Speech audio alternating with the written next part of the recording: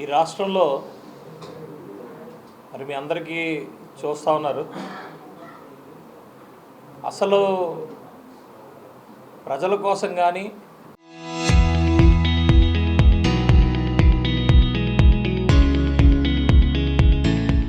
ఈ రాష్ట్ర అభివృద్ధి కోసం కానీ అలాగే పాలసీస్ కోసం కానీ ఎక్కడ కూడా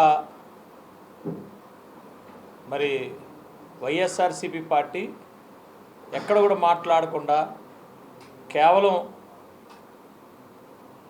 ఒక ప్రాంతాల కోసం కానీ లేకపోతే కులాల కోసం కానీ మాట్లాడుకుంటూ దారుణమైన పరిస్థితి తీసుకొస్తా ఉన్నారు. మనం చూస్తూనే ఉన్నాం, ఇవన్నీని క్లియర్గా అబ్జర్వ్ చేస్తూ ఉన్నాం. ఒక పక్క 1924 మధ్య వైఎస్ఆర్సీపీ పార్టీ అధికారంలో ఉన్నప్పుడు వాళ్ళు ఏదైతే చేశారో అవన్నీ కూడా మర్చిపోయి ఈరోజు వాళ్ళు చేసిన తప్పులు లాంటివి ఎక్కడ కూడా కనబడకపోయినా వాళ్ళు నిద్రలో ఏదో మేమేదో అధికార పార్టీ, మేము ఇప్పుడున్న కూటమి నాయకత్వం మేము ఏదో తప్పులు చేసేసినట్టు మా వెనకాతల పడడానికి ప్రయత్నం చేస్తూ అబాస్పాలైపోయిన ఈరోజు ఈ రాష్ట్రంలో అబాస్పాలైపోయారు. వాస్తవానికి పోటీ చేసిన తర్వాత ఎన్ని సీట్లు వచ్చినా కూడా, ఏ పార్టీ అయినా ఎన్ని సీట్లు వచ్చినా రాకపోయినా ప్రజల కోసం పోరాటం చేయాల్సిన పరిస్థితి ప్రజాస్వామ్యంలో ఉంటుంది. అలాంటిది 11 స్థానాలు గెలుచుకున్నా కూడా కనీసం ఏ రోజు కూడా అసెంబ్లీకి వచ్చి ఆ 11 స్థానాలు ఏదైతే ఆ నియోజకవర్గాలు ఏదైతే ఉన్నాయో ఆ నియోజకవర్గాల కోసం కనీసం ఒక్క రోజున కూడా ఒక్కరు కూడా మాట్లాడే పరిస్థితి లేదు. ఎవ్వరు కూడా పోటీ చేసిన తర్వాత కంపల్సరీ గెలుస్తామని కానీ అధికారం పార్టీ వస్తుందని కానీ ఎవ్వరికి కూడా 100% నమ్మకం ఉండదు. పోటీ చేయడం అనేది, ప్రజాక్షేత్రంలో నిలవడం అనేది ప్రతి పార్టీకి ఉన్న ధర్మం. గెలిచినా ఓడినా ప్రజల కోసం నిలబడాల్సిన బాధ్యత అయితే వాళ్ళకు ఉంది, ప్రతి ఒక్కరికి ఉంది. కానీ వీళ్ళేంట్రా అంటే కేవలం అధికారం ఉంటేనే మరి అసెంబ్లీలోకి వచ్చి పరిస్థితి అంటే ఇది ఎక్కడ ప్రజాస్వామ్యం అనేది నాకు అర్థం కాదు.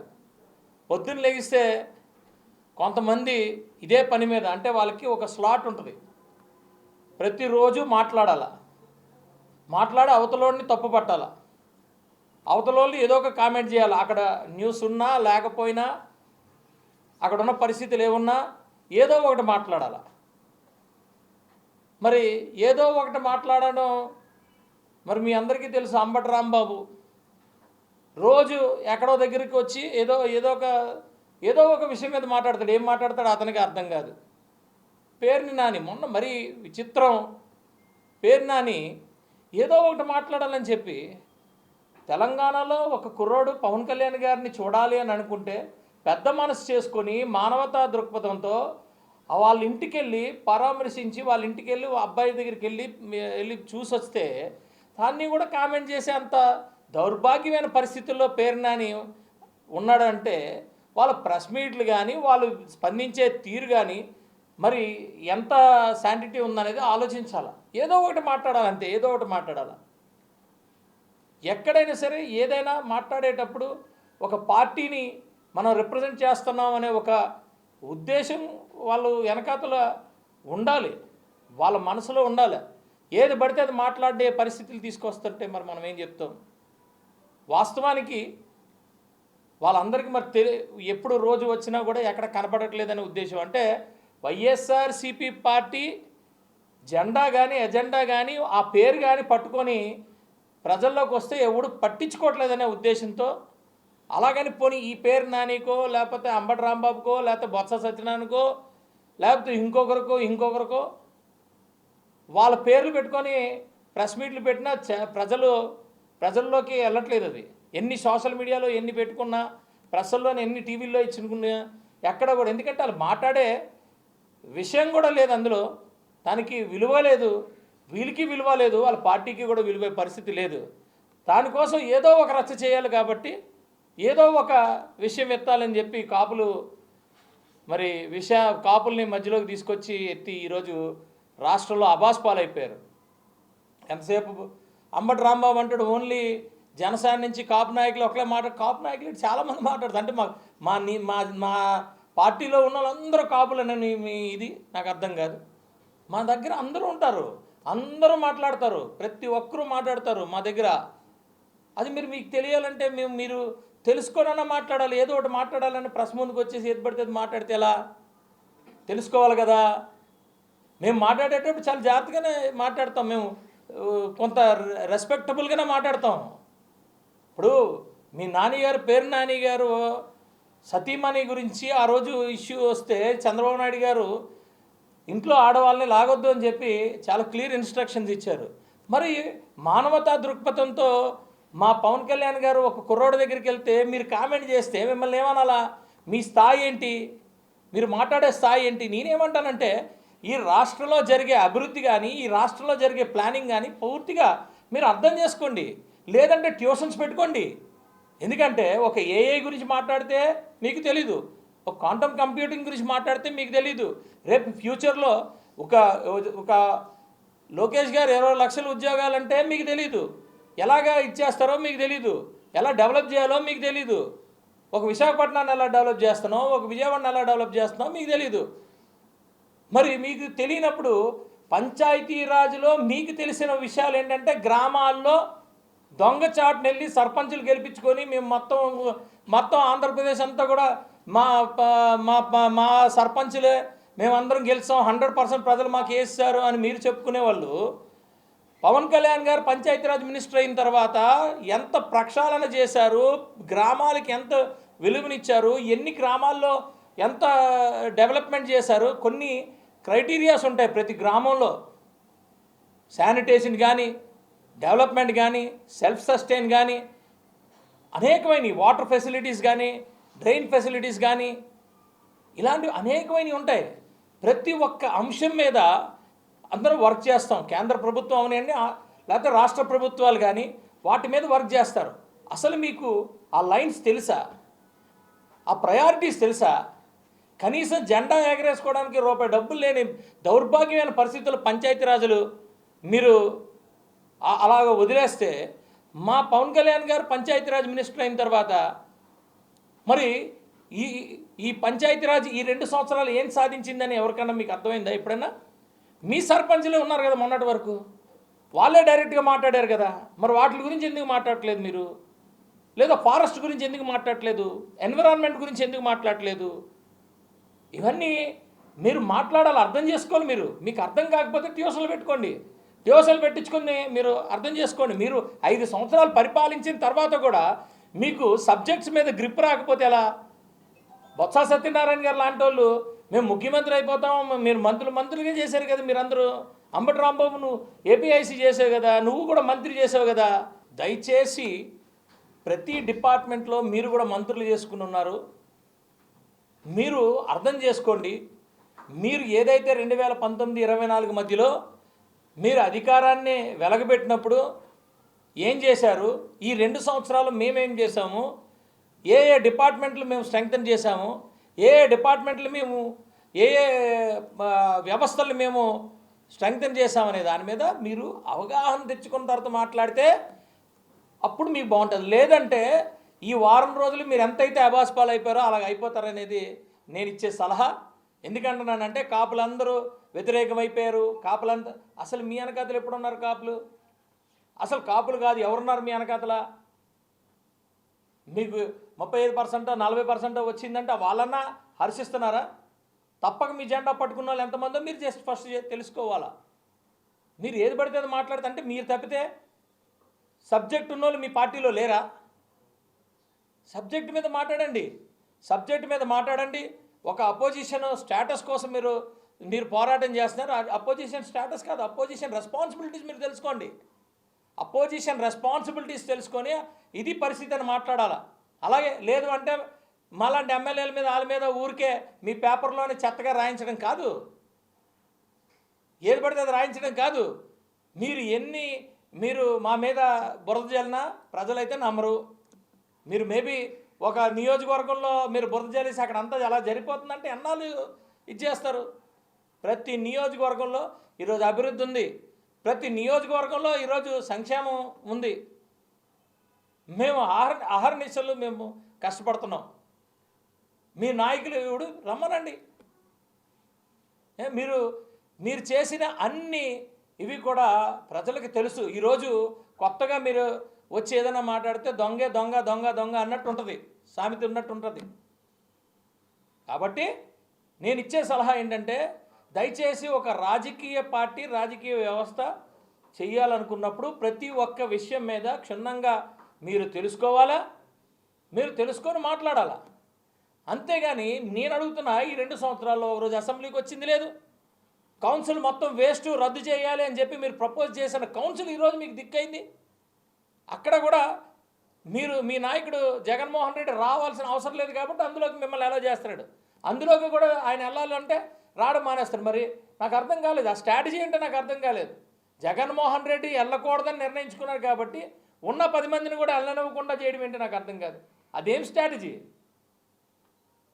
నిలబడినప్పుడు గట్టిగా నిలబడాలా. ఒక చట్టం మీద మీరు ఏ రోజు మాట్లాడింది లేదు, ఒక చట్టం మీద ఒక సలహా ఇచ్చింది లేదు, ఒక అభివృద్ధి కార్యక్రమం మీద సలహా ఇచ్చింది లేదు. మీరు ఒకలే కాదు, సలహా ఇవ్వాల్సిందే. ప్రతి పార్టీ సలహా ఇవ్వాలి. ఇలా అనుకుంటున్నారు, మీరు ఇలా చేస్తున్నారు, ఇలా చేస్తే దీనివల్ల ఇలా ఇబ్బంది ఉంటుందని ఏ రోజైనా ఒక్కటైనా పేపర్ మీద ఇచ్చారా అని అడుగుతున్నాను నేను. ఈ 2 సంవత్సరాల్లో మీరు ఎంతసేపు అక్కడ అవినీతి జరిగిపోయింది, ఇక్కడ అవినీతి జరిగిపోయిందని ఊహాగానాలకి మాట్లాడి ఊరికే మాట్లాడడం తప్పితే, ఇదిగో ఈ స్ట్రాటజీ, మీరుగో 20,000 కోట్లు ఖర్చు పెట్టారు, 10,000 కోట్లు ఖర్చు పెట్టారు, లేకపోతే ఇదిగో ఇలా చేశారు, దీని మీద ఇలా చేస్తే బాగుండని ఏ రోజైనా సలహా ఇచ్చారా? దీనివల్ల ఇలా వేస్ట్ అవుతుంది, ఇగో ఈ లెక్క, దీనికి 5,000 కోట్లు, దీనికి 2,000 కోట్లు, దీనికి 100 రూపాయలు, దీనికి 200 రూపాయలు, దీనివల్ల ఇలాగ అవుతుందని మీరు ఎప్పుడైనా మాట్లాడారా? ఈ రోడ్డు వేశారు, ఈ రోడ్డు కన్నా అలా రోడ్డు వేస్తే బాగున్ను, లేకపోతే ఆ రోడ్డుతో పాటు ఈ రోడ్డు వేస్తే బాగున్నాను మీరు ఎప్పుడైనా మాట్లాడారా? ఇవేమీ మాట్లాడలేదు. మీరు మాట్లాడింది ఏంటంటే, మేము వచ్చిన వెంటనే ఏదైతే మీ మెడికల్ కాలేజీలు ఉన్నా అన్నీ రద్దు చేస్తాం, అధికారులు మా మాట వినకపోతే ఈరోజు మీరు ఏమంటే రేపు వచ్చిన తర్వాత మేము మీ తాట తీస్తాం. మీరు మాట్లాడిన మాటలు ఇవి. కులాల గురించి మాట్లాడతారు, లేకపోతే ప్రాంతాల గురించి మాట్లాడతారు. జడిపిస్తాడు, బ్లాక్మెయిలింగ్ చేసేటట్టు జడిపిస్తారు అధికారులని. మేము వచ్చేస్తామంటారు. ఏం వచ్చేస్తారు? 19-24 మధ్యన అందరూ చూశారు. 24 తర్వాత ఈరోజు గవర్నమెంట్ గురించి మీరు చాలా స్టేబుల్గా వెళ్తున్నాం. ప్రజలకు అర్థమైంది. కనీసం 10-15 సంవత్సరాలు ఒక గవర్నమెంట్కి ఇస్తే, స్టేబుల్ గవర్నమెంట్కి ఇస్తే కంటిన్యూస్గా డెవలప్మెంట్ చేసుకొని ఒక స్థాయిలోకి తీసుకెళ్తామని ఈరోజు ప్రజలకు అర్థమైంది. ఎంతసేపు ఆ రోజు 2024లో కూడా మీ వెనకాతల ఏ కాపు లేడు, ఎవరు లేరు. కాబట్టే మీరు అత్యధిక ఓట్లతో మీరు ఓడిపోయిన పరిస్థితులు. కాబట్టి దయచేసి మేమిచ్చే సలహా, మీరు ఏది పడితే అది మాట్లాడకండి, ఎలా పడితే అలా మాట్లాడకండి. ప్రతి దానికి ఇక్కడ సమాధానం ఉంటుంది. మీరు కావాలంటే పర్ఫెక్ట్గా ఏదన్నా ఉంటే సలహాలు సూచనలతో కలిసి మీరు రావాలి. అలా రావాలంటే మీకు సబ్జెక్టు తెలియాలి. ఆ సబ్జెక్టు కావాలంటే ట్యూషన్స్ పెట్టుకోండి. ఆ సబ్జెక్టులు తెలుసుకొని మీరు రండి. మీరు అలాంటి సబ్జెక్టులు మీద వస్తే మేము కూడా నేర్చుకుంటాం. కొత్తగా ఫస్ట్ టైం ఎమ్మెల్యే కాబట్టి మేము కూడా నేర్చుకుని మీకు సమాధానాలు చెప్పడం కోసం మేము నేర్చుకున్నప్పుడు మేము నేర్చుకుంటాం, మీరు నేర్చుకుంటారు. దానివల్ల ప్రజలకి, రాష్ట్రానికి, దేశానికి ఉపయోగం ఉంటుంది. అంతేగాని మానవత్వం కూడా లేకుండా మీరు ఎలా పడితే అలా మాట్లాడి ఎలా పడితే అలా చేస్తే మేము సమాధానం చెప్పగలం. మీకన్నా వరస్ట్గా ఎవడైతే మాట్లాడలేడు, కానీ మేమైతే మాత్రం సమాధానం చెప్పగలం. ప్రతి విషయానికి సమాధానం చెప్పగలమని మీ అందరికీ తెలియజేసుకుంటున్నాం. అదేనమ్మా నేను అడుగుతుంది. క్రిమినల్స్ ఉంటారు, కానీ కమ్యూనిటీ క్రిమినల్స్ ఉండరు. వీళ్ళు మనస్తత్వం వల్ల ఈరోజు కమ్యూనిటీ పేరు పెట్టి ఇది బట్టి మాట్లాడుతున్నారు. అవునమ్మా, అదే అంటున్నానమ్మా. ఇప్పుడు ఇక్కడైతే రాజకీయం ఉంది. ఇప్పుడు కమ్యూనిటీ పెట్టుకొని ఒక ఇష్యూని క్రియేట్ చేస్తే అందరూ అలర్ట్ అవుతారు. లేకపోతే ఈ మాట్లాడారు కాబట్టి 1-2 డేస్ ప్రజలందరూ అలర్ట్ అయ్యి చూశారు, ఏంటి మాట్లాడుతున్నారు, ఏదో మాట్లాడుతున్నారు. తర్వాత అర్థమైంది వీళ్ళు ఎప్పటికీ మారరా వీళ్ళని. వీళ్ళు ఇలాగే ఉంటారు ఎప్పటికీ, వీళ్ళ జీవితం ఎప్పుడు వీళ్ళు ఇంకా మారరా అని ఏదో ఉండదు చూసా మేము, అలాగే వీళ్ళు ఇంకా మారరా అని నేను అంటుంది. మరి తీసినప్పుడు ఇది కూడా తీయాలి, రెండు తీయాలా, ఇద్దరిది తీయాలా. వాళ్ళ మదర్ క్లియర్గా చెప్తున్నప్పుడు వీళ్ళకేం ప్రాబ్లం వచ్చింది నాకు అర్థం కాల. కాబట్టి నేనేమంటానంటే కమ్యూనిటీ కాదు, అక్కడ ఇష్యూ ఏంటి, అక్కడ క్రిమినాలిటీ ఏంటి, వాటి గురించి డిమాండ్ చేయండి, వాటి గురించి మాట్లాడండి. మీరు కొన్ని పాయింట్స్ ఉన్నాయంటే పాయింట్స్ గురించి మాట్లాడండి. ఎలాగ ట్రాన్స్పరెన్సీ, ఎలాగ సిట్ వేస్తే సిట్ క్లియర్గా చేస్తుంది, కాదు అంటే ఇంకొకటి ఏదైనా డిమాండ్ చేయండి. మీకు అన్ని హక్కులు ఉన్నాయి, మీకు అన్ని హక్కులు, అందరికీ హక్కులు ఉన్నాయి. మీరు డిమాండ్ చేయడానికి ఎటువంటి అభ్యంతరం లేదు, డిమాండ్ చేయండి. ఏదో ఒక ఎంక్వైరీ డిమాండ్ చేయండి. ఏ ఎంక్వైరీ డిమాండ్ చేసినా సిట్ డిమాండ్ చేయొచ్చు, సిబిఐ డిమాండ్ చేయొచ్చు, సిఐడి డిమాండ్, ఏదైనా మీరు డిమాండ్ చేయండి, తప్పేం లేదు. అంతేగాని కమ్యూనిటీ బేస్ మీద మీరు ఇలాగా ఇష్టం వచ్చినట్టు మాట్లాడి కమ్యూనిటీని హైలైట్ చేసుకుంటూ ఇది పద్ధతి కాదు. దానికే ఈరోజు జీరో అయిపోయారు ప్రజల్లో వీళ్ళంతా. ఈ యొక్క అంశాన్ని 6 లెక్కన మాట్లాడి కాపు యువకుడు సాయి కృష్ణ అని ఏ రోజైతే సంబోధించారో ఆ రోజు ఉన్న మార్కులు ఆ మాత్రం ఈ మాత్రం ఉన్న మార్కులు కూడా ప్రజల్లో పోయిందనేది అలా ఈ పాటికి అర్థమైందమ్మా. Thank you. డెఫినెట్గా ట్రోల్. ఇప్పుడు ఏమవుతుందంటే ముద్రగడ గారిని ఆయన అంత కష్టంలో ఉండి, ఆయన అంత ఆరోగ్య ప్రాబ్లంలో ఉన్నప్పుడు ఆయనకి సపోర్ట్ చేయాల్సిన పరిస్థితి. ట్రోల్ చేయడం కాదు, అమ్మాయిని కూర్చోబెట్టండి. ఆయనకి ఈ టైంలో సపోర్ట్ కావాలా, ఎవరికైనా ఆరోగ్యం బాగాలేనప్పుడు సపోర్ట్ కావాలా. ఆ సపోర్ట్ ఇవ్వడం కన్నా మరింతగా మనస్సుని ఇబ్బంది. ఇప్పుడు ఏదైనా ఆయన సపోర్ట్ చేస్తూ మాట్లాడినా, సపోర్ట్ చేయకుండా మాట్లాడినా, ఆరోగ్యం ప్రాబ్లం ఉన్నప్పుడు డెఫినెట్గా కొంత మంచి వాతావరణం క్రియేట్ చేయాలి. ఎవరైనా అంటే ఒకరు మంచి కోరుకునేటప్పుడు వాళ్ళు బాగుండాలి, ఇమీడియట్గా రికవరీ అవ్వాలంటే ఒక హాస్పిటల్లోనే ఇక్కడ ఉన్నప్పుడు లేకపోతే ఆరోగ్యం కోసం వెళ్ళినప్పుడు చూడడానికి వెళ్ళినప్పుడు ఏమంటాం మనం, సరే ఎన్ని వదిలేయండి సార్, ముందు మీరు మంచిగా రికవర్ అయ్యి రండి అని అంటామా లేదా? అయ్యి వదిలేసి మరింతగా దీని మీద ట్రోల్ చేసి మరింత ఇష్యూ చేయడం అనేది మరి ముద్రగడ మీద అభిమానం ఉన్నట్ట లేనట్ట వాళ్ళే డిసైడ్ చేసుకోవాలి. సార్ 15 ఏళ్ల పాటు టీడీపీతోనే కలిసి ఉంటామన్నటువంటి పవన్ కళ్యాణ్ గారి మాటల్ని వైసీపీ వక్రీకరిస్తూ వీళ్ళకి సొంత బలం లేదు, వీళ్ళు గవర్నమెంట్లో రాలేదు, వీళ్ళు ముఖ్యమంత్రి కూడా ఎవరు అని చెప్పేసి అంటున్నారు. దాన్ని మీరు కామెంట్. నేను అదే అంటున్నానండి, అవగాహన లేని మాటలు మాట్లాడుతూ ఉంటే ఇవన్నీ ప్రజలు ఎప్పుడు కూడా ఏదో ఒక పార్టీ కొత్త పార్టీకి ఇవ్వడమో పాత పార్టీకి ఇవ్వడం ఏమి ఉండదండి. ప్రజలు ఎవరిని నమ్మితే వాళ్ళకి ఇస్తారండి. కానీ ఇక్కడ పార్టీల కన్నా అధికారం చేపట్టడం కన్నా ఒక రాష్ట్రం కోసం నిలబడడం అనేది చాలా ఇంపార్టెంట్ అని పవన్ కళ్యాణ్ గారు ఇక్కడ నిర్ణయించుకున్నారు. కాబట్టి ఒక అడుగు తగ్గారు. నేను అడుగుతున్నా, మీ నాయకుడు ఎవరు జగన్మోహన్ రెడ్డి ఎప్పుడైనా ఎక్కడైనా పరిస్థితులు సందర్భాలు ఉన్నాయో లేదో చెప్పండి. పోనీ మీ జగన్మోహన్ రెడ్డి గారు నాగి మీరు ఈరోజు అంబటి రాంబాబు గొప్ప అంటున్నారు, లేకపోతే పేరు నాని గొప్ప అంటున్నారు కదా, మిమ్మల్ని ఎవరినో పెట్టి చేయమనండి, ఒకసారి చెప్పండి, చెప్పి చేయమనండి. ఇప్పుడు మేమేం మాట్లాడుతున్నాం, చంద్రబాబు నాయుడు గారు ఆ party, Telugu Desam party, BJP party ఈరోజే కాదు ఎప్పటంలో మేము మాట్లాడింది, అందరూ కలిసికట్టుగా ముందుకెళ్లాల్సిన పరిస్థితి ఉంది, ఈ రాష్ట్రం కోసం వెళ్ళాల్సిన పరిస్థితి ఉందని ఆ రోజు మాట్లాడాం. అన్ని పార్టీలు కలిసి వెళ్ళాల్సిన పరిస్థితి ఉందనే కదా మాట్లాడాం. పర్టికులర్గా టీడీపీ బీజేపీ అనేం కాదు కదా. ఆ రోజు టీడీపీ బీజేపీ పరిస్థితి మీకు తెలుసు. కేవలం రాష్ట్రం కోసం వెళ్తున్నాం. ఈరోజు కూడా అంటున్నాం స్టేబుల్ గవర్నమెంట్. ఇప్పుడు నేనున్నానండి, 2 సంవత్సరాలు అయింది, చూస్తూ 2 సంవత్సరాలు అయిపోయింది. పనులు ఎంతవరకు వచ్చినాయో అర్థం కాల. ఇంకా 3 సంవత్సరాల్లో టార్గెట్ పెట్టుకున్నాం, పనులు అవ్వాలి, దాని కంటిన్యూటీ అవ్వాలి. ఇప్పుడు కంటిన్యూటీ అవ్వాలంటే ప్రజాస్వామ్యబద్ధంగా, రాజ్యాంగబద్ధంగా ఏ పార్టీ వచ్చినా, ఏ పార్టీ అధికారంలోకి వచ్చినా ఆ కంటిన్యూటీ ఆఫ్ గవర్నెన్స్ ఉంటుంది. మనం 1924 మధ్యన చూసాం కదా, అది కంటిన్యూటెడ్. సింపుల్గా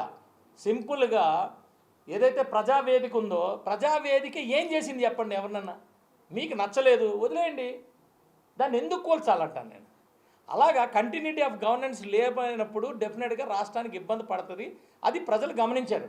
డెఫినెట్గా ప్రజలు నెక్స్ట్ 10-15 ఇయర్స్ ఒక స్టేబుల్ గవర్నమెంట్కి సైడ్ నించుంటారు, స్టేబుల్ గవర్నమెంట్ని ఉంచుకుంటారు అనేది, వాళ్ళు ఎన్నుకుంటారు అనేది మాకు నమ్మకం ఉంది. సో మరింత కన్ఫ్యూజన్ ఇవ్వకుండా పవన్ కళ్యాణ్ గారు క్లియర్గా అన్నారు తప్పితే మాకు చేతకాక కాదు, మీరు ఎన్నన్నా మమ్మల్ని గిలినా మమ్మల్ని రెచ్చగొడదామన్నా మీ ఇంటెన్షన్ ఏంటంటే చంద్రబాబు నాయుడు గారు పవన్ కళ్యాణ్ గారు విడిపోవాలి, లేకపోతే ఎవరైతే మాకు సపోర్టివ్గా వస్తున్నారో వాళ్ళందరూ మమ్మల్ని వదిలేయాలి. దీనికోసం మీ కుయుక్తులు రాజకీయాలు చేస్తున్నారు, అదంతా కూడా ఇదవుతుంది. మేము కూడా చూపిస్తాం. మీరు ఎస్పెషల్లీ నేను 2019-24 మధ్యలో ప్రతి డిబేట్లో కూడా నన్ను అవమానించారు. మీ నాయకుడు 2 దగ్గర నించున్నాడు, ఒక దగ్గర కూడా గెలలేదన్నాడు. మరి 2024 వచ్చేసరికి దేశంలోనే అత్యుత్తమమైన పార్టీ మాది, 100% స్ట్రైక్ రేట్తో వచ్చాం. అవునా కదా చెప్పండి. ఎవరైతే అన్నారో వాళ్ళందరూ 92,000, 95,000, నేను కూడా 50,000, సుమారు 50,000 మెజారిటీతో నేను గెలిచాను.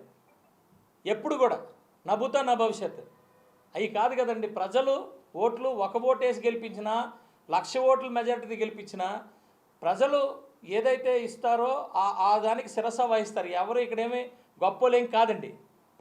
ఎవరు పార్టీలు పెట్టిన తర్వాత వెంటనే ఇది పెద్ద పార్టీ ఏం కాదు. మరి 11కి ఎందుకు దిగిపోయారు? 11కి చేతకాయ దిగిపోయారా? అలా అనట్లేదు కదా. ప్రజలు ఇచ్చిన ఏదైతే వాళ్ళ ఒపీనియన్, అది ప్రజలు ఇచ్చిన ఒపీనియన్ మీద వాళ్ళు ఇదయ్యారు. దాన్ని మేమేమి ఎక్కడ అవమానించలేదే. మేము అడుగుతుంది ఏంటంటే, ఎవరైనా సరే ఒకరు రిప్రజెంట్ చేస్తున్నప్పుడు, మీరు గెలిపించినప్పుడు ఆ కాన్స్టిట్యున్సీ కోసం మీరు అడగాల్సిన పరిస్థితి ఉంది. ఒక రాష్ట్ర పార్టీకి మీరు పెట్టుకున్నారు, ఒక ప్రభుత్వంలో ఉండి బయటకు వచ్చారు కాబట్టి మీరు డెఫినెట్గా ఉన్న నిర్ణయాల మీద మీరు మాట్లాడాల్సిన పరిస్థితి ఉంది. అది ఎక్కడ చెప్పండి. మీరు ఒక శాసన సభ్యుడు అన్నప్పుడు శాసనం చేసినప్పుడు మీరు ఉండాలా, లేకపోతే సభలో మీరు ఉండాలా? ఏమీ లేకుండా మీరు మాట్లాడుతుంటే అసలు పార్టీయే కాని పార్టీ కదా. ఏది ఏమైనా మేము ఎప్పటికప్పుడు మీ అందరూ మీరు ఇలాంటి చిన్న చితగా ఇచ్చిన ఇవన్నీ కూడా మేము జాగ్రత్తగా వెనక్కి ఇచ్చేస్తాం. ఇబ్బంది ఏం లేదు, డెఫినెట్గా ఇస్తాం. అందులో మొహమాటమే లేదు. కాకపోతే మాకు ప్రజలన్నా, దేశమన్నా, రాష్ట్రం అన్నా మాకు చాలా రెస్పాన్సిబిలిటీ మేము హోల్డ్ చేస్తాం కాబట్టి, రెస్పాన్సిబిలిటీ మేము భుజాన్ని వేసుకుంటాం కాబట్టి మీరు మాట్లాడే చెత్త మాటలకి దేనికి మేము రెస్పాండ్ అవ్వం. థ్యాంక్ యూ అండి. చెప్పండి. సాయికృష్ణ మదర్ సిపికి కంప్లైంట్ చేస్తూ మా అబ్బాయిని సిఐ చంపేస్తానన్నాడు, నీకు ఫోటోకి దండేసుకొని అన్నారు. సిపి కంప్లైంట్ చేసినా యాక్షన్ తీసుకోలేదు. బట్ వైఎస్ జగన్ వచ్చిన తర్వాతే ఆ నాగరాజు మీద కానీ ఇప్పుడు ఈ సిట్ వేయడం కానీ చేశారు. ఈ క్రెడిట్ మొత్తం వైసీపీదే అంటున్నారు. ఏమంటే అది ఇప్పుడు డ్యూ కోర్స్ ఉంటుందండి. ఒకటి జరిగిన తర్వాత బయటకు వచ్చిన తర్వాత ఒక ప్రొసీజర్ ఉంటుందండి. ఆ ప్రొసీజర్లో డెఫినెట్గా ప్రొసీజర్ జరుగుతున్న మధ్యలోని ఏదో ఒకటి మాట్లాడేసి మేము మాట్లాడాం కాబట్టే ఈ ప్రొసీజర్ జరిగింది అనడం ఎంతవరకు కరెక్టో అది అవివేకం వాళ్ళే. అంతే క్లియర్ కదండి. ఇప్పుడు మధ్యలో నేను మాట్లాడి నేను చెప్పడం వల్లే సిపి చేశారంటే సిపి రెస్పాన్సిబిలిటీ, లేదా పోలీసుల రెస్పాన్సిబిలిటీ. హోంమంత్రి గారు రెస్పాండ్ అవ్వలేదా? ఆ రోజుకు ముఖ్యమంత్రి గారు రెస్పాండ్ అవ్వలేదు, అందరూ రెస్పాండ్ అయ్యారు. ప్రతి విషయం ప్రతి దగ్గర జరుగుతూ ఉంటుంది. మీరు కావాలని మధ్యలో వచ్చి ఏదో మాట్లాడి మేము మాట్లాడాం కాబట్టే చేశారు అన్నం అంటే అది చిన్నపిల్లల తత్వం. ఇంకా అంతకన్నా ఇంకా వాళ్ళ మైండ్ సెట్ అంతే ఉంది. నేను అడుగుతున్నాను, అందుకే మీరు ఆ నూడిల్స్ షాప్ నుంచి, పానీపూరి షాపుల నుంచి బయటికి రండి అంటున్నా, అక్కడ ఆగిపోకండి అంటున్నా.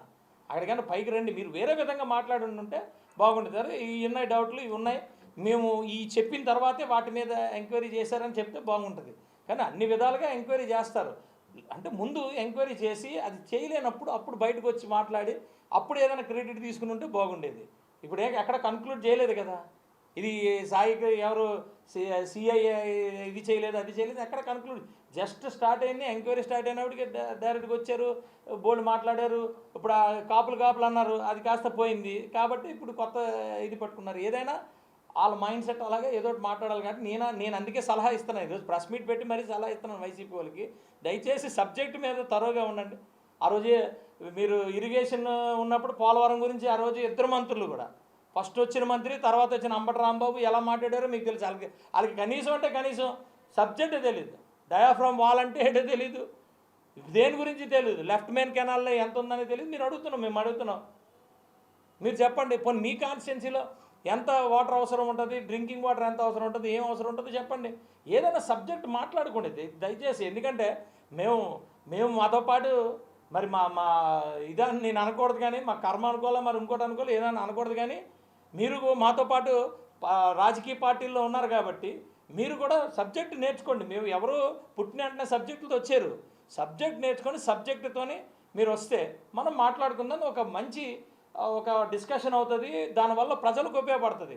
ఇప్పుడు చూస్తుంటే చిన్నపిల్లలు ఇప్పుడు జెన్జీలు, జెన్ ఎక్స్లు, జెన్ ఆల్ఫాలు ఎలాగున్నారంటే టక్క టక్క టక్క టక్క అని చెప్పుకెళ్ళిపోతున్నారు. ఏదన్నా ఒక సబ్జెక్ట్ మాట్లాడితే 10 సబ్జెక్టులు మనకు చెప్పగలుగుతారు. కానీ మీరేంట్రా అంటే ఇంకా గుడ్ల దగ్గర, మీరు ఇంకా సమోసాల దగ్గర, పానీపూరీల దగ్గర ఆగిపోతే మీతో మేము మాట్లాడాలంటే ఇప్పుడు సమబుద్ధి ఉంటే మా సబ్జెక్టు కూడా బయటపడుతుంది కదా. మేము మాట్లాడడానికి సబ్జెక్టు ఎవడు రావట్లేదు కదా. మేమే సబ్జెక్ట్ మాట్లాడుతుంటే మీరు ఇలా వెళ్ళారు, ఆ కుర్రోడు పిలిచేస్తే వెళ్ళిపోవాలా? మరి అదేంటది? నేను అడుగుతున్నాను, సమబుద్ధి ఉంటే బాగుండు కదా. నువ్వు సబ్జెక్ట్ గురించి మాట్లాడి మేము మాట్లాడతాం. మా సబ్జెక్ట్ ఎంత, మీ సబ్జెక్ట్ ఎంత తెలుస్తుంది, జనాలకు తెలుస్తుంది, ప్రజలకు తెలుస్తుంది, జన్జీకి తెలుస్తుంది, జనక్స్కి తెలుస్తుంది. మేము ఒక్కడే మాట్లాడుకోవాల్సి వస్తుంది. మరి 2 సంవత్సరాల్లో ఒక్క డ్రంక్ అండ్ డ్రైవ్ కేసుకి కూడా నేను ఫోన్ చేయలే యాజ్ అన్ ఎమ్మెల్యే. ఒక్క డ్రంక్ అండ్ డ్రైవ్, ఇది హిస్టరీ, ఇది రికార్డు, మీరు కావాలంటే ఎంక్వైరీ చేసుకోండి. ఒక్క డ్రంక్ అండ్ డ్రైవ్ కూడా మా వాళ్ళు కూడా, నా సొంత చుట్టాలు పట్టుబడినా, మా కుర్రోళ్ళు పట్టుబడినా, ఎవరు పట్టుబడినా డ్రంక్ అండ్ డ్రైవ్కే నేను ఒక ఫోన్ చేయను. మేము అలా లా అండ్ ఆర్డర్ని అలా స్ట్రెంగ్తన్ చేస్తున్నాం. మేము అర్థం చేసుకోండి, అలా స్ట్రెంగ్తన్ చేస్తున్నాం. మేము డెఫినెట్గా మేము ఇలాంటి ఈ ఇష్యూస్కి ఎవ్వడు కూడా సపోర్ట్ చేయరు. మామూలు చిన్న విషయాల్లోనే వాటికే మేము చాలా స్ట్రిక్ట్గా ఉంటాం. మేము నియోజకవర్గం నేను చెప్తున్నా, ప్రౌడ్గా చెప్తాను. మీరు అన్నారు కాబట్టి చెప్తున్నా. మేము ఏదో ఇది కాదు. మీరు కావాలంటే యలమంచిలి నియోజకవర్గంలో మీరు ఎంక్వైరీ చేసుకోండి. ఒక్క ఫోన్ కూడా నా దగ్గర నుంచి నా పోలీసులకి ఇక పలానా కుర్రో డ్రంక్ అండ్ డ్రైవ్ దొరికితే ఆయన వదలండి అని ఒక్క ఫోన్ కూడా చేయలే. ఇది రికార్డ్ స్టేట్ మొత్తంలో. రైట్ అండి, థ్యాంక్ యూ. మీడియా మిత్రులకు నమస్కారం. గత కొన్ని రోజులుగా వైసీపీ పార్టీ కేవలం పవన్ కళ్యాణ్ గారిని, జనసేన పార్టీని టార్గెట్ చేయటం ఈ రాష్ట్రంలో ప్రజలందరూ చూస్తూ ఉన్నారు. ఎక్కడ ఏది జరిగినా రాష్ట్రంలో అది కేవలం జనసేన పార్టీ అధ్యక్షుడు పవన్ కళ్యాణ్ గారు చేపించారంటం అనేది ఎంత దుర్మార్గమో మేము చూస్తూ ఉన్నాం. మొన్న తూర్పు గోదావరి జిల్లాలో కాపు, వైసీపీ కాపు అంటే ఎంత దారుణంగా మారిపోయిందంటే, ఒక కులాన్ని ఒక పార్టీలకు ఆపాదించటం, కొంతమంది టార్గెట్ చేసి, ఎందుకంటే కేవలం అలా మనుగుడు దెబ్బతిన్నదని తెలిసి, అంటే జనసేన పార్టీ ఉన్నంతకాలం ఏ వైసీపీలో ఉన్నటువంటి కాపులకి అధికారం రాదు, మేము ఎమ్మెల్యేగా కూడా ఒక పంచాయతీ సర్పంచ్గా కూడా గెలవలేమని భయంతో కావాలని కేవలం పవన్ కళ్యాణ్ గారిని టార్గెట్ చేస్తున్నటువంటి వైసీపీ కాపులందరికీ మేము ఒకటే చెప్తా ఉన్నాం. ఈరోజు రాష్ట్రమే కాదు, దేశం గర్వపడే విధంగా జనసేన పార్టీ పవన్ కళ్యాణ్ గారు ఈరోజు పంచాయతీ శాఖ కానీ, అడవి శాఖ కానీ, ఆయనకున్న శాఖలన్నింటినీ చూస్తూ ఉంటే చాలా గర్వపడుతూ ఉన్నారు. ఈ రాష్ట్రంలో ఒక కులం ఓట్లేస్తే ఈ కూటమి ప్రభుత్వం రాలేదు. మా పవన్ కళ్యాణ్ గారు ఎప్పుడు చెప్తా ఉంటారు, నేను జనసేన పార్టీ ఒక కాపుల కోసం కాదు, అణగారిన వర్గాలందరి కోసం, ఈ రాష్ట్రంలో ఉన్నటువంటి 5 కోట్ల ఆంధ్రుల కోసం జనసేన పార్టీ స్థాపించానని చెప్పారు. ఎక్కడ తగ్గాలో ఎక్కడ నగ్గాలో తెలిసిన వ్యక్తి పవన్ కళ్యాణ్ గారు. ఈరోజు కూటమి ఏర్పాటు చేయడానికే కారణం వైసీపీ నాయకులు. మీరు చేసిన దందాలు, మీరు చేసిన అవినీతి, మీరు 5 సంవత్సరాలు 151 సీటు మీకు ఇస్తే కేవలం కులాల పేరు పెట్టి బూతులు మాట్లాడించడం తప్ప ఈ రాష్ట్రానికి మీరేమైనా చేశారని మేము అడుగుతా ఉన్నాం. ఏ రోజన్నా మీ నాయకుడు జగన్మోహన్ రెడ్డి ప్రజల్లోకి వచ్చి ఏ రోజన్నా ప్రజల సమస్యల మీద మాట్లాడారా? ఒక్క ప్రెస్ మీట్ అన్న పెట్టాడని మేము అడుగుతా ఉన్నాం. ఈరోజు మీరు మాట్లాడుతూ ఉన్నారు. అమ్మడి రాంబాబు గారు, పేరిని నాని గారు, మీ అందరికీ ఒకటే చెప్తా ఉన్నాం. ఈరోజు జనసేన పార్టీ అధ్యక్షుడు కింద మేము పనిచేయడానికి గర్వపడుతూ ఉన్నాం. ఈరోజు మా నాయకుడికి ఒంట్లో బాగోపోతే నేరుగా ప్రధానమంత్రి వచ్చి ఆయన పలకరించడం అంటే, దేశంలో జనసేన అధ్యక్షుడు లాంటి వ్యక్తి కులంలో పుట్టడం మీ అదృష్టం. మీలాంటి వ్యక్తులు మా కులంలో పుట్టడం మా దురదృష్టం. ఎందుకంటే ఒక కమ్యూనిటీలో ఉన్న పెద్దలు ఎవరైనా ఆ కులంలో ఒక వ్యక్తి పార్టీ పెట్టి ఆ కులానికన్నా అన్ని కులాలకి న్యాయం చేస్తానని వస్తే కేవలం మీరు మదంతో, అహంకారంతో మీ నాయకుడు చెప్పినట్టుని మా నాయకుడి మీద బురదేస్తే ఆ బురద మా మీద పడదని హెచ్చరిస్తా ఉన్నాం. ఎక్కడో రౌడీలు చనిపోతే, ఎక్కడో ఏదో అన్యాయం జరిగితే అది కేవలం జనసేన పార్టీ చేపించిందనే విధంగా మీరు మాట్లాడటం ఈ రాష్ట్రంలో ప్రజలందరూ చూస్తూ ఉన్నారు. మేము ఒకటే చెప్తా ఉన్నాం, ఈ రాష్ట్రంలో ఉన్న 5 కోట్ల ఆంధ్రులతో పాటు కాపు కులంలో ప్రతి వ్యక్తి కూడా పవన్ కళ్యాణ్ గారు ఉన్నంతకాలం పవన్ కళ్యాణ్ గారితో ఉంటారని మేము ఈ మీడియా ముఖంగా చెప్తా ఉన్నాం. ఎందుకంటే కోట్లు సంపాదించుకునే అవకాశం ఉన్న విలాసమైన జీవితాన్ని వదులుకొని ఈ కులంతో పాటు అణగారిన వర్గాల కోసం జనసేన పార్టీ పెట్టారు. మేము కనపడతా ఉన్నాం. మా కులంలో పుట్టినందుకు మా పవన్ కళ్యాణ్ గారు మా కులం కోసమే కాదు అన్ని కులాల కోసం పోరాడతారు. లా అండ్ ఆర్డర్కి ఓడే చెప్పారు పవన్ కళ్యాణ్ గారు. లా అండ్ ఆర్డర్ ఎంత బలంగా ఉంటే ఈ రాష్ట్రంలో యువత కానీ పెద్దలు కానీ అన్ని వర్గాల వాళ్ళు ప్రశాంతంగా ఉంటారని చెప్తారు. గత ప్రభుత్వంలో మీరు గంజాయి మోకని పెంచింది మీరు కాదని మేము అడుగుతా ఉన్నాం. మీ ఎమ్మెల్యేల ర్యాలీల కోసం గంజాయి పొట్లాలు ఇచ్చి మీ ర్యాలీల్లో తిప్పుకున్నది నిజం కాదని మేము అడుగుతా ఉన్నాం. మీరు రౌడీ షీటర్ని గోండాల్ని మీరు పెంచి పోషిస్తే ఈ రాష్ట్రం అభివృద్ధి ఎటువైపు వెళ్తుందో ఒకసారి చూడండి. మీరు రాష్ట్రంలో పరిపాలించినప్పుడు ఒక్క కంపెనీ కానీ ఇక్కడ కంపెనీ పెట్టడానికి ఎవరన్నా ముందుకు వచ్చారని మేము అడుగుతా ఉన్నాం.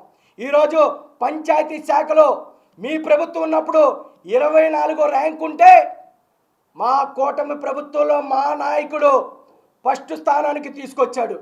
ఫస్ట్ స్థానానికి తీసుకురావటమే కాకుండా దేశంలోనే 18 అవార్డులు తీసుకొచ్చినటువంటి ఘనత పవన్ కళ్యాణ్ గారికి. అలాంటి నాయకుడు ఎక్కడ చిన్న పొరపాటు చేయకుండా ఎక్కడ చిన్న అవినీతి లేకుండా పరిపాలిస్తున్నటువంటి పవన్ కళ్యాణ్ గారిని కులం పేరు మతం పేరు దూషిస్తే మీ నాలుకలు కోస్తామని మేము హెచ్చరిస్తా ఉన్నాం. మీరు కానీ సిగ్గు తెచ్చుకొని మీరు ప్రజల పక్షాన నిలబడి తప్పు చేసినప్పుడు నిలదీయండి పార్టీని, ఏ పార్టీ అయినా. కానీ మా జనసేన పార్టీ అధ్యక్షుడు మాత్రం కులానికి అంటగడితే మాత్రం రానున్న రోజుల్లో మీకు డిపాజిట్ లేకుండా కాపులు పెద్ద ఎత్తున అన్ని కులాలు కూడా మీకు బుద్ధి చెప్తాయని మేము హెచ్చరిస్తూ ఉన్నాం. ఈరోజు మరి సుందరపు విజయ్ కుమార్ గారు ఈరోజు మా ఆఫీస్కి వచ్చి ప్రెస్ మీట్ పెట్టి మరి వివరించడం చాలా సంతోషం. మరి ఆయన కూడా ఎన్నో ఉద్యమాల్లో పాల్గొని మరి ఆయన గళాన్ని వినిపించినటువంటి సుందరపు విజయ్ కుమార్ గారికి ఇక్కడికి వచ్చినట్టు మీడియా మిత్రులందరికీ కూడా మరొకసారి ధన్యవాదాలు తెలుపుకుంటాం. తాను చేసుకుంటా ఉంటుంది. ఎందుకంటే ఈరోజు చూస్తూ ఉన్నాం రాష్ట్రంలో, దయచేసి మీ మీడియా కూడా ఒకటే చెప్తా ఉన్నాం, మంచిని పెంచండి, చెడును తగ్గించండి. ఇప్పుడు దాని గురించి ఈ రాష్ట్రంలో ఎన్నో సమస్యలు ఉన్నాయి. కేవలం ఎక్కడో ఒక వ్యక్తి చనిపోయిందనుకో, చనిపోయాడో లేదో ఇంకా తెలియని దానికి మనం అందరం మాట్లాడుకొని ఇవన్నీ కూడా టైం వేస్ట్ చేసుకోకండి. మన బిడ్డల భవిష్యత్తు ఈ ఆంధ్ర రాష్ట్రం మీద ఎంతో ఉపయోగపడి ఉంది. పవన్ కళ్యాణ్ గారు చేసిన మంచి పనులు, చంద్రబాబు నాయుడు గారు చేస్తున్న మంచి పనులు, లోకేష్ గారు మరి బయట దేశాల నుంచి మన కంపెనీలు తీసుకొస్తున్న అవన్నీ హైలైట్ చేయండి. అంతేగాని ఎక్కడో ఒక మంది రాష్ట్రంలో చాలామంది చనిపోతారు. చేసుకోనండి రాజకీయ